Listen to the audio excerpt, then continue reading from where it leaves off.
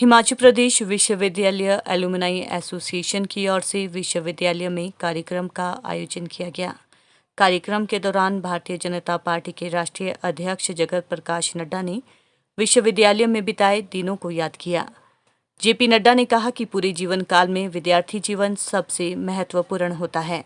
उन्होंने कहा कि व्यक्ति चाहे जीवन में कोई मुकाम हासिल करें, लेकिन वे विद्यार्थी जीवन को हमेशा याद करता है। उन्होंने विद्यार्थियों से अपील करते हुए कहा कि ईमानदारी और मेहनत के साथ अपने लक्ष्य को लेकर मेहनत करते रहें।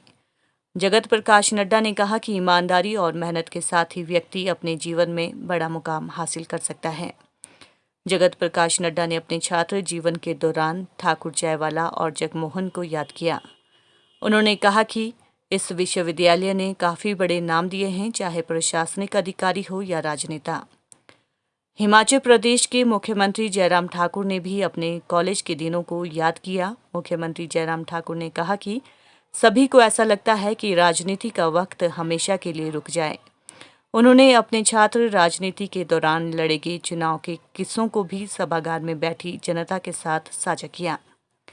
वहीं संबोधन के दौरान मशहूर बॉलीवुड अभिनेता अनुपम खेर ने शिमला में बिताए दिनों को याद किया। उन्होंने कहा कि छोटे से पहाड़ी प्रदेश से बड़े शहरों में जाकर नाम बनाने का सफर बेहद मुश्किल रहा। अनुपम खेर ने बताया कि कैसे वे एक घर के मंदिर में अपनी मां की ओर से चढ़ाए गए रुपयों को चुराकर चंडीगढ़ ऑडिशन देने के लिए गए थे। उन्होंने कहा कि यदि जीवन में कुछ बड़ा सोचा जाए तो निश्चित तौर पर ही बड़ा हासिल किया जा सकता है। कहाँ से चले थे, कहाँ पहुंचे, कैसे मंजर देखे, कैसे रास्ते देखे, कब गिरे, कब उठे, कब चले, किसने साथ दिया, किसने छोड़ दिया, सब इसी साथ पे चलते चलते कारवां चलता गया। और वही कहानी इस विश्वविद्यालय की है। यह विश्वविद्यालय एक पहाड़ी पर जीर्ण अवस्था के कई मकानों में चलने वाला विश्वविद्यालय था। मैं इस विश्वविद्यालय से शैशव अवस्था से जुड़ा हूं। 70 में एग्जिस्टेंस में आया और 80 में मैं इसका विद्यार्थी बन गया। 1980 में I was student of political science of this university. इसलिए ये 53 वर्ष की यात्रा इस विश्वविद्यालय ने जो की है, उसमें हम भी गौरवान्वित महसूस करते हैं कि मुझे भी उसमें शामिल होने का मौका मिला है।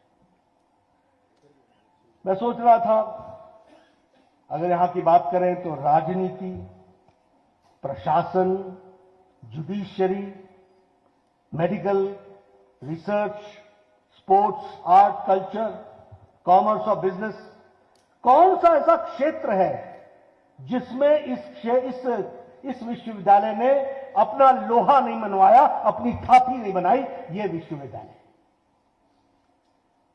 मैं पॉलिटिक्स के बारे में, अपने बारे में नहीं बात करना चाहता, लेकिन मैं अकेला नहीं हूं। मैंने आनंद शर्मा जी को भी निवेदन किया था कि आप भी आइए, वो आना चाहते थे। मैं अकेला नहीं हूं, बहुत से लोग हैं जिन्होंने इस यूनिवर्सिटी को कंट्रीब्यूट किया है। और हिमाचल प्रदेश विश्वविद्यालय और हिमाचल प्रदेश विधानसभा, ये तो लगभग पर्यायवाची से बन चुके हैं।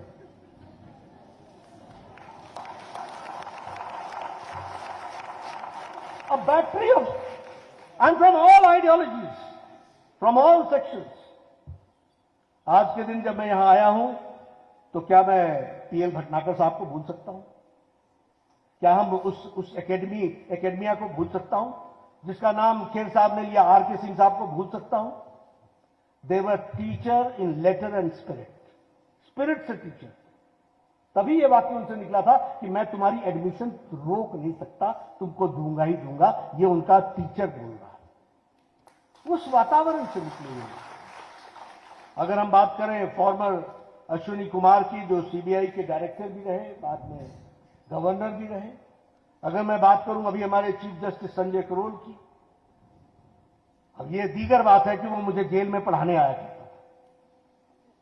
क्योंकि मैं लॉ का एग्जामिनेशन मैंने जेल से दिया था।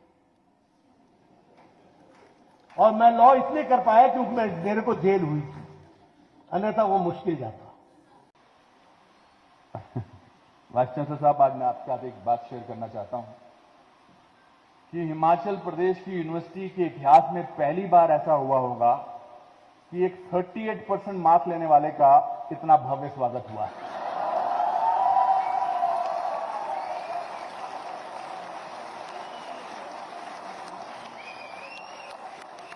मेरे जिंदगी में कभी 38% मार्क्स से ज्यादा ऊपर आए नहीं। और खेल कूद में भी कुछ ज्यादा नहीं था मैं। बहुत सारे लोग शायद इस बात को नहीं जानते कि बीए 3rd क्लास में जब मैं पास करने के बाद मैंने सोचा मैं क्या करूं, तो हिमाचल प्रदेश यूनिवर्सिटी से मुझे बेस्ट एक्टर का अवार्ड मिला था। तो इसलिए मेरा एमए इन हिस्ट्री में सिलेक्शन हो गया था, बेस्ड ऑन ओनली बिकॉज मैं ड्रामा में एक्टिंग करता था, मतलब प्लेस एक्टिंग करता था, नॉट पढ़ाई के। तो मैं आरके सिंह जी जो पहले वाइस चांसलर थे उनके पास गया, मैंने कहा सर मेरा आप एडमिशन मत करो। बोले क्यों? मैंने कहा मुझे एक्टर बनना है। तो बड़े हैरान हुए कि शिमला का लड़का, पढ़ाई में कुछ भी नहीं है, खेलकूद में कुछ नहीं है, ये एक्टर क्या बनेगा? पर उनकी बड़ी सहानुभूति थी मेरे साथ। तो उन्होंने कहा फिर कैसे बनोगे एक्टर?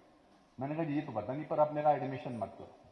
कहते भाई मैं यहाँ का वाइस चांसलर हूँ, मैं तुम्हारे कहने पर तुम्हारी एडमिशन नहीं करूँ ऐसा तो नहीं हो सकता, एडमिशन तो तुम्हारी होगी। ठीक है, बात खत्म हो गई।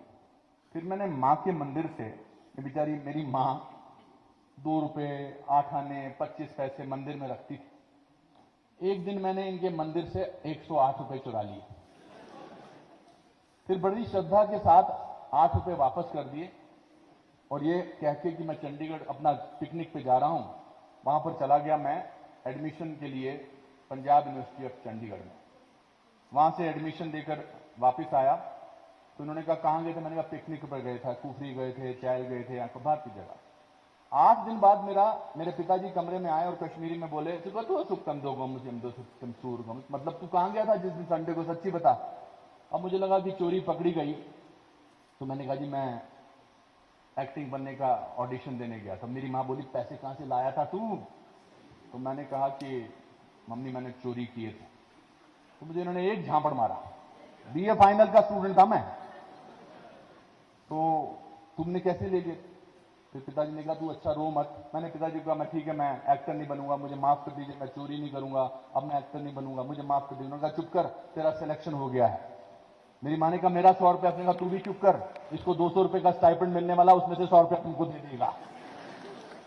कहने का तात्पर्य यह है कि इंसान सोचे और मेहनत करे और ऑनेस्ट रहे तो दुनिया की ऐसी कोई ताकत आपको अपने सपने पूरे करने से नहीं रोक सकती।